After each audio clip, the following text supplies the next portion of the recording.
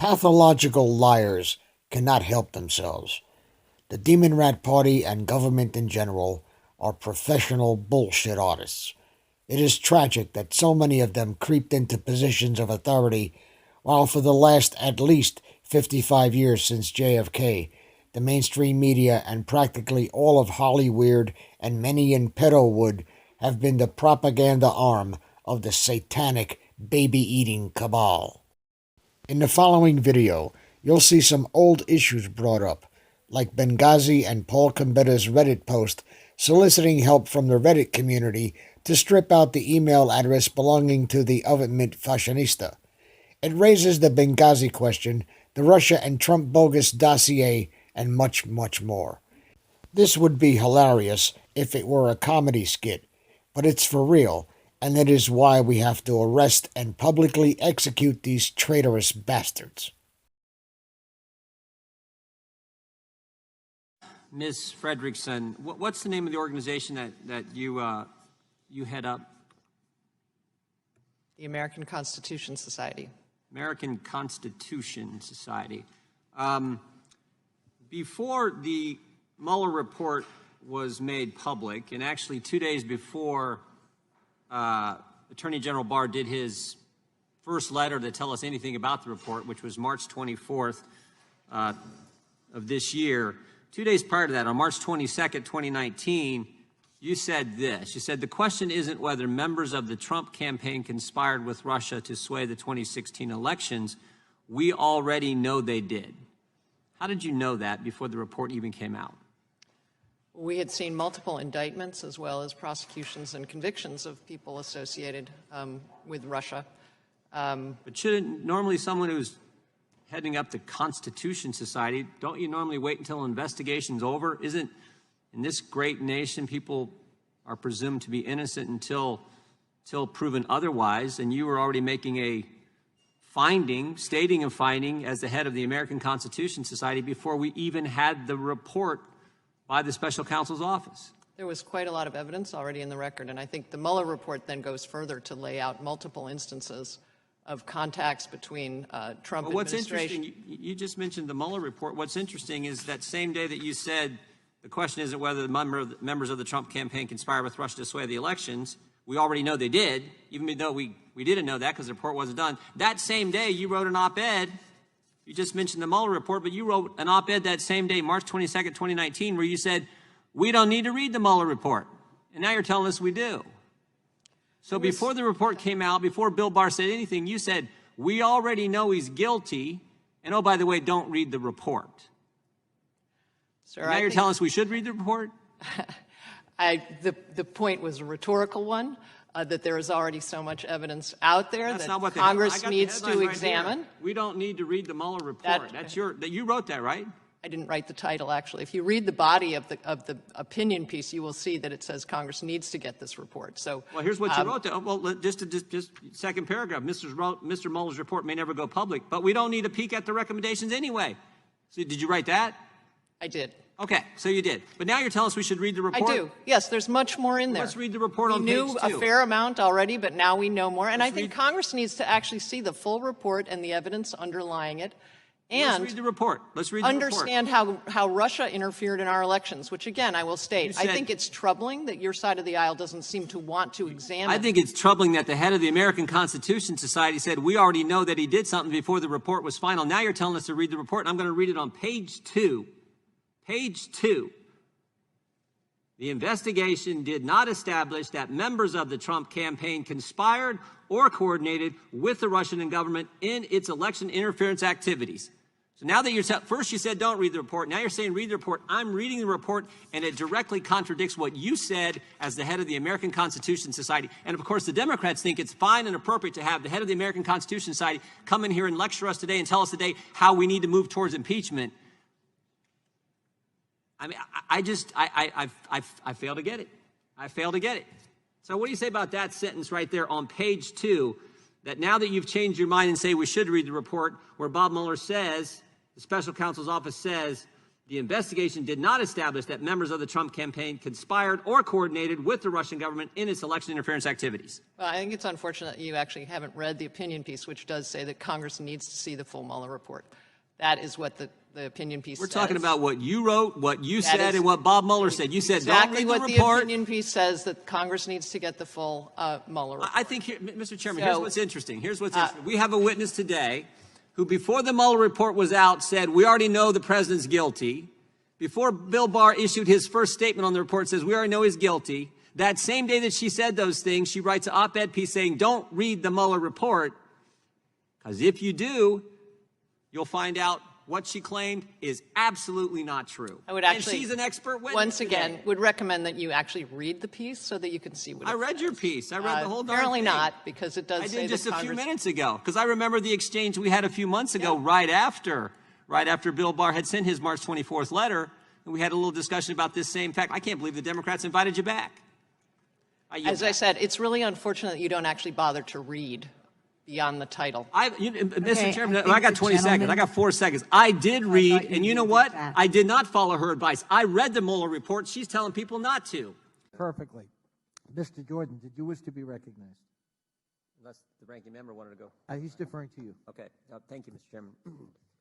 Mr. Horwitz, let me pick up right where the gentleman from Florida was. And I appreciate the letter you sent to Chairman and Ranking Member last Friday on the upcoming FISA report that is now with the Attorney General. But let me go first to what Mr. Stubbe just talked about. Have you been asked to testify by Chairman Cummings or Chairman Nadler about the Comey IG report you released 3 weeks ago? No, I'm not. Have you been approached at all by the chairman of those respective committees? Personally, I've not. I can check with anybody else in my organization, but I'm not aware of any. Have they been asked you about it? Oh, I'm sure they've asked about it. But ask about you testifying and answering questions about that specific report. About a hearing, I don't believe there have been discussions. Have you had any discussions with Chairman Cummings or Chairman Nadler about the upcoming FISA report, particularly subsequent to this letter, or even before this letter, about the FISA report when you might testify in front of either committee? We haven't had, to my knowledge, discussions about testimony or a hearing. We've had discussions generally about the report and timing, but not about. I think in your letter you point out you talked to over 100 interviews, over 1 million records your team examined. You spent a lot of time on this report. This is pretty significant. You would anticipate testifying in front of both the House Oversight Committee, which has jurisdiction over the Inspector Generals, and the House Judiciary Committee. Is that right? I guess I would say as to any of my reports, I always am available and willing to testify. I'm not sure I'd want to advocate for being in 4 hearings, 2 here and 2 on the Senate side. So, well, we combined them last year, a year and a half ago. Yes. On one, we did that. So all I know is I think, as Mr. Stubbe said, this is important information, and frankly, the American people would like to see it. Let me go, if I could, to the recent IG report about Mr. Comey's leaked memos, and I want to read from it. I'm talking about on page 17 of your report, January 7th, 2017, memo number 1. And you say Comey's first one-on-one meeting with President Trump occurred on January 6, 2017. Is that right?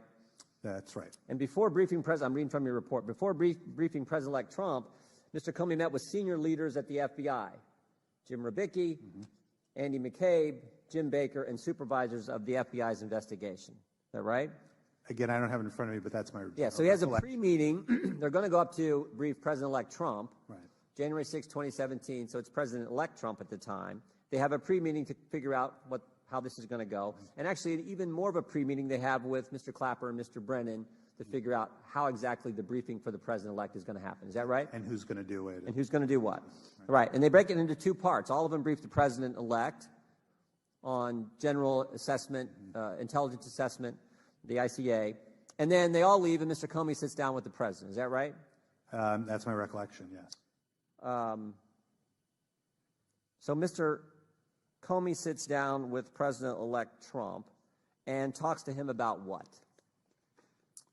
Again, I don't have the report in front of me, but my recollection is what we were told is it's about what has come to be known as the salacious and unverified reporting about certain events in Moscow. Witnesses interviewed by the OIG also said they discussed Trump's potential responses to being told about the salacious information in the dossier, including that President Trump might make statements about or provide information of value to a pending Russia interference investigation. Is that right?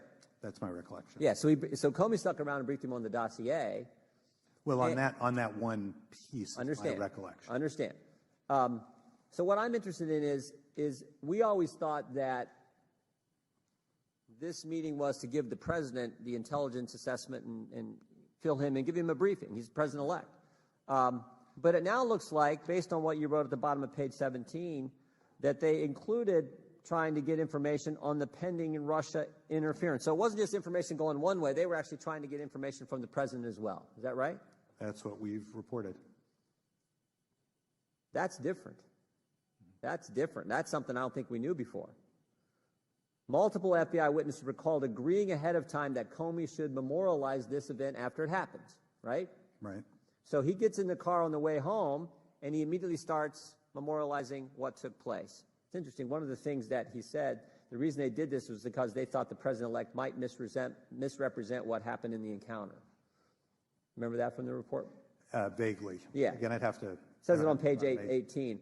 I think that's amazing to me because the irony was the only one misrepresenting anything, it seems to me, was Mr. Comey, because all the while he's trying to get information from the president about the pending investigation, he's been telling the president he's not even under investigation. I thank the gentleman. If Mr. Horowitz, you want to respond? I have nothing further to say. I would stand by our report. Could I ask one question, Mr. Chairman? Yes. Mr. Horowitz, was President Trump under investigation at the time that this all happened on January 6th? I don't know that I'm in a position to say one way or another. I've read what the memos say and what Mr. Comey in the memos reported he represented to the president, that the president was not, or the president-elect at the time. He'd in fact been told by the very guy who had to memorialize this conversation, was trying to get information from the president, that he wasn't in fact under investigation by that very individual. Yeah, and all I can speak to is what is in the memos, said. what was said. I don't know independently what was going on in the investigation. Thank you. At that time. I thank the gentleman. The distinguished ranking member is recognized for his 5 minutes. Thank you, Mr. Chairman. Mr. Horowitz, I'm going to follow up a little bit on where Mr. Jordan just said, but before I do that, I want to say this. The chairman and I were talking about, we appreciate your professionalism. The fact that he can't influence you and the fact that I can't influence you may frustrate both of us, but we both appreciate the fact that we can't actually affect your independence. And here's, if your IG community at DOJ shared information with the media the way that you found in your inspections, would that undermine your overall objective in terms of sharing information with the media? If anyone on my staff Yes. did that, there would be serious consequences because it would have a significant effect on our work. And so wouldn't you draw the same conclusion that sharing information under ongoing investigations within the DOJ and FBI is not a practice that we should actually embrace? Absolutely. Did you find that in some of your Inspector General's report on what has already been published with relationship to Director James Comey? We did. Multiple times? Well, we have in that report the one instance where it occurred through Mr. Richmond to the press. All right. Do you, once you have a report that is out, and once we've read the report, do you go back and look at congressional testimony to correlate between what you were told under oath by witnesses versus testimony that has been given to Congress to make sure that those two come together?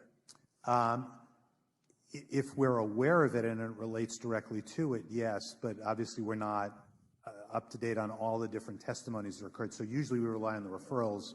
Right. And so that's where I'm kind of going to this, because we've taken now your report and we've put it side by side, congressional testimony that James Comey made before the Joint Oversight and Judiciary hearing, and I'm finding just a number of irregularities. So would it be appropriate if Ranking Member Jordan and I were to refer those inconsistencies to the IG, and if we did that, would the IG look at those inconsistencies? It's certainly appropriate for us to get a referral about a then employee of the department, which is, I think, the hearing you're probably referencing, and then we would assess it, and as you indicated before, we would make an independent assessment of whether it's appropriate for us. Well, I'll give you one example. Mr. Gowdy was asking, it said, did you initiate an obstruction of justice investigation based on what the president said? It was a very clear question. Mr. Comey said, I don't think so. I don't recall doing that, so I don't think so.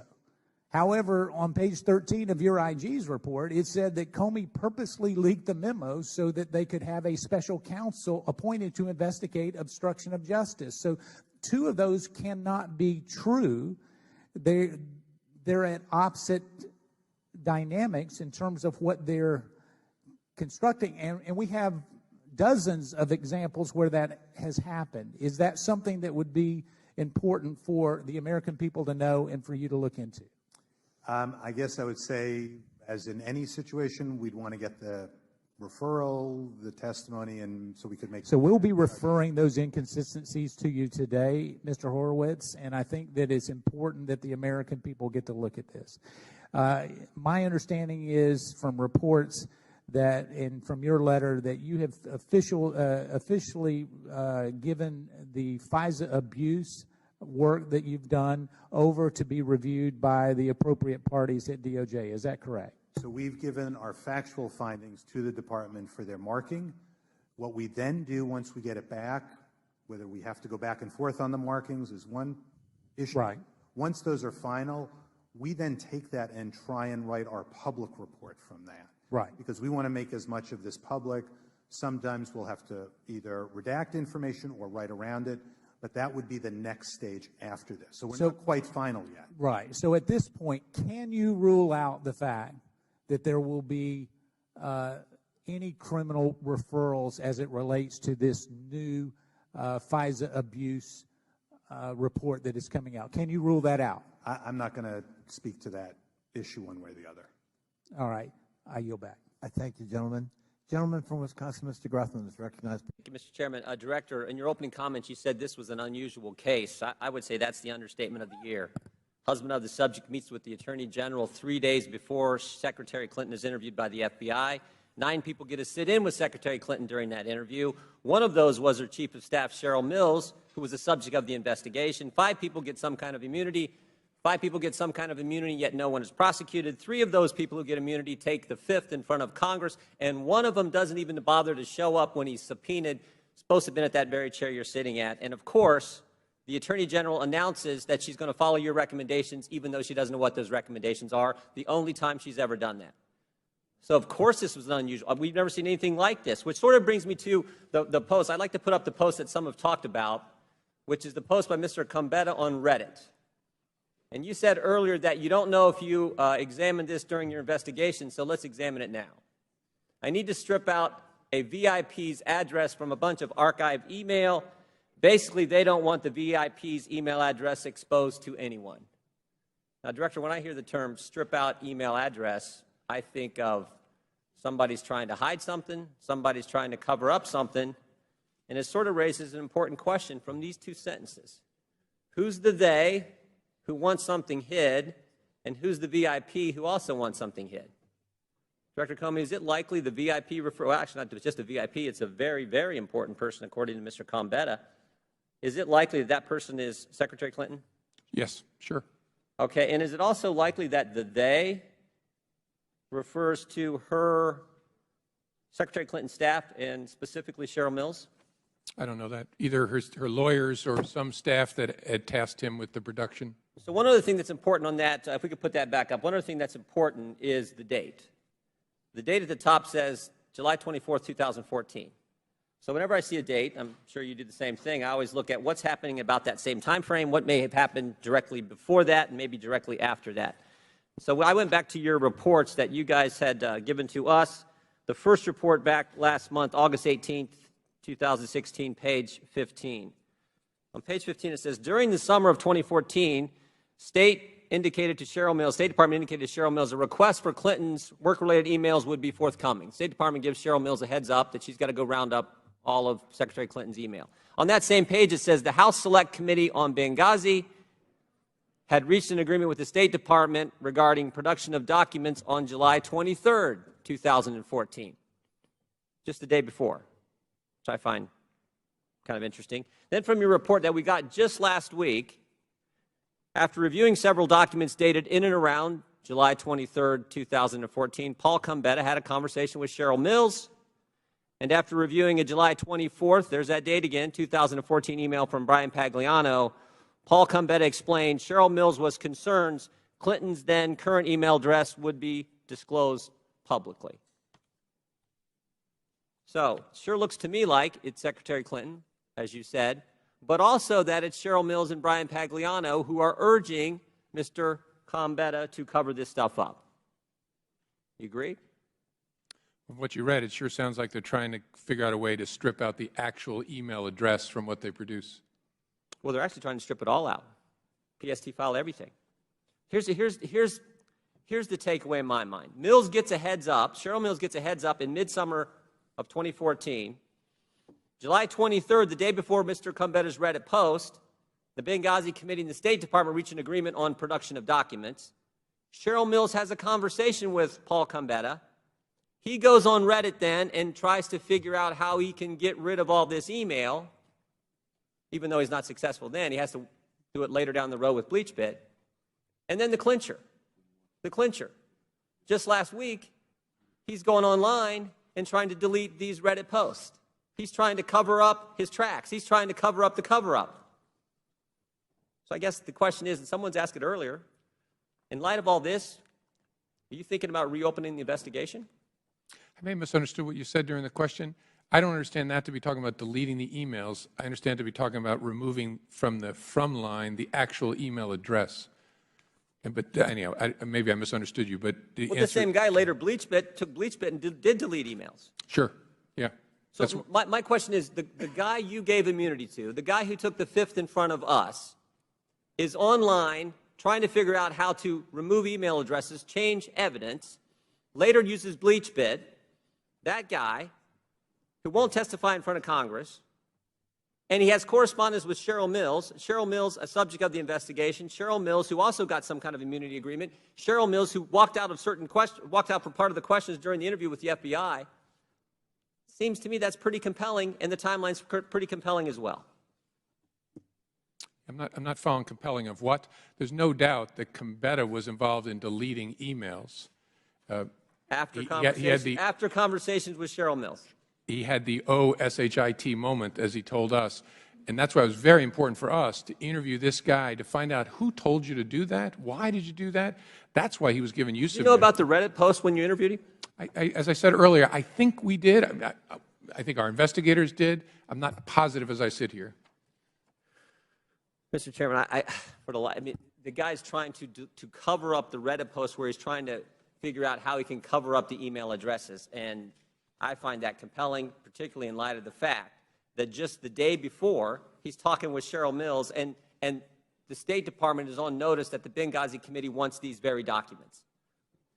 I find that compelling, but obviously the FBI didn't, and this is just one more in that list of things that make this case highly unusual.